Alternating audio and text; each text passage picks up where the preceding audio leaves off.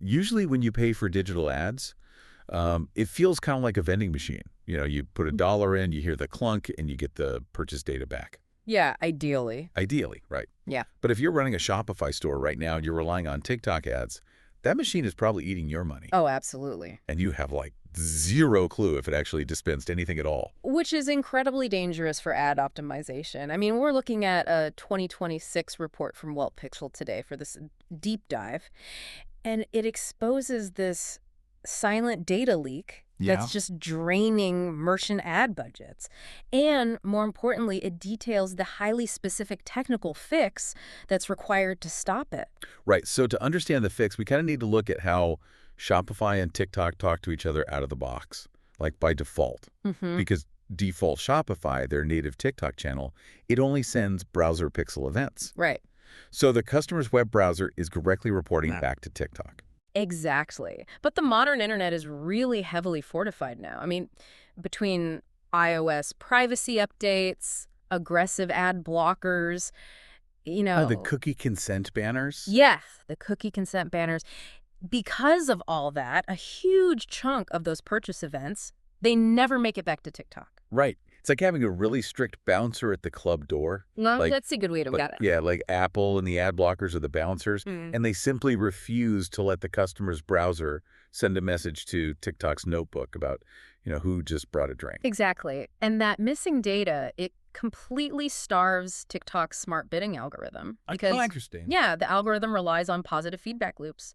So if it doesn't receive those purchase signals, it loses confidence in who to target next. Right. It doesn't know it's working. Right. So it just starts guessing. And your cost per purchase slowly drifts upwards because you're basically paying for ads shown to the wrong people. Ah, okay. So since the browser's getting blocked at the front door, I guess the logical workaround is to bypass the browser entirely, right? You set up the Events API. Yes, exactly. Which lets your Shopify server talk directly to TikTok's server kind of behind the scenes. That is the solution. But TikTok actually demands what they call a hybrid tracking setup. Okay. What does that mean?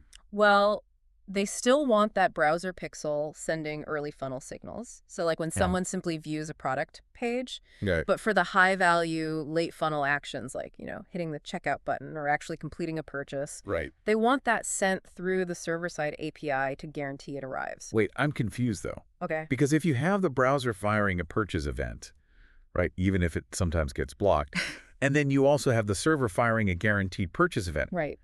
Isn't TikTok going to see 2 purchases for 1 customer?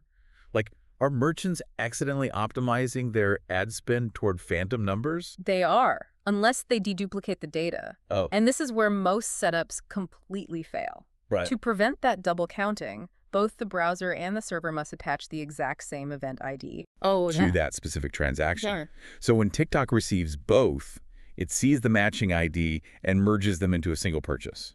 Okay, but wait, generating a shared unique event ID at the exact millisecond of checkout, doesn't that require custom code? It does. It requires highly specific custom code. Right, which is where this WeltPixel guide points out that their Plus plan, I think it's like $39 a month. $39 a month, Yeah, it handles this automatically. Yes. So if you don't use an app like that or, you know, code it perfectly yourself, your tracking is essentially corrupted. Exactly. And it's worth noting that the urgency here depends really heavily on your ad budget. Okay, so who needs to panic about this right now? Well, if you're spending under $2,000 a month on TikTok, the standard browser pixel is likely sufficient. Okay. But once you cross that $5,000 threshold, yeah, the algorithm desperately needs that server-side data. At that point, the cost of underreporting conversions, it heavily outweighs the cost of just getting a tracking app. That makes sense. But I'm still stuck on how the server actually knows where the customer came from. What do you mean? Like, if the server's doing the talking after the checkout happens, Right.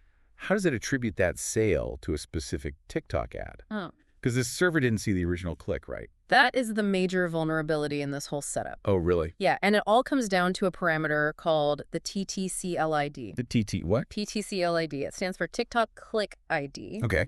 When someone clicks your ad, TikTok attaches this unique ID to the URL. Right. But Shopify frequently performs URL rewrites. Oh, so it cleans up the web address to make it look neat. Exactly. And in that cleanup process, Shopify often just scrubs away that crucial click ID. Wait, so if you don't have code on the client-side browser grabbing that ID the literal second the page loads, Yep. the server never gets it. The server never gets it, and your attribution fails completely. Wow. The server tells TikTok a sale happened, but it can't say which ad caused it. That's a nightmare. It is. And on top of that technical hurdle, there's a massive legal one for EU and UK merchants regarding GDPR. Oh, boy. Let me guess. Since the server-to-server tracking operates in the shadows, it just ignores those cookie consent pop-ups entirely. It does. Oh, wow. Yeah, TikTok's Events API doesn't inherently respect consent mode v2 denied signals. Really? Because the server is communicating directly with TikTok, so it completely bypasses the browser's consent logic. So you could be tracking people who explicitly said no. Yes. You have to forcefully configure your consent management platform, the software running that cookie banner, Right, yeah. to actively block the server call if a user clicks no. Otherwise, you're committing a blatant GDPR violation. That is wild. Yeah. So the major takeaway for anyone listening to this deep dive is that you have to audit your data infrastructure. Absolutely. Like, don't assume the machine is working just because it's plugged in. Right. You need to go into your TikTok Ads Manager and check the Diagnostics tab right now for duplicate event warnings. Yep. Data infrastructure isn't a set-it-and-forget-it task anymore. The ecosystem is just constantly shifting. It really is. Which, leaves us with a much bigger question. Mm-hmm. If major advertising platforms are aggressively pushing server-side tracking, specifically to bypass browser-based privacy blockers like Apple's, what does that actually mean for the future of consumer consent on the internet? Like, if the bouncer at the front door doesn't matter because there's a sanctioned tunnel out back, are we really in control of our data at all?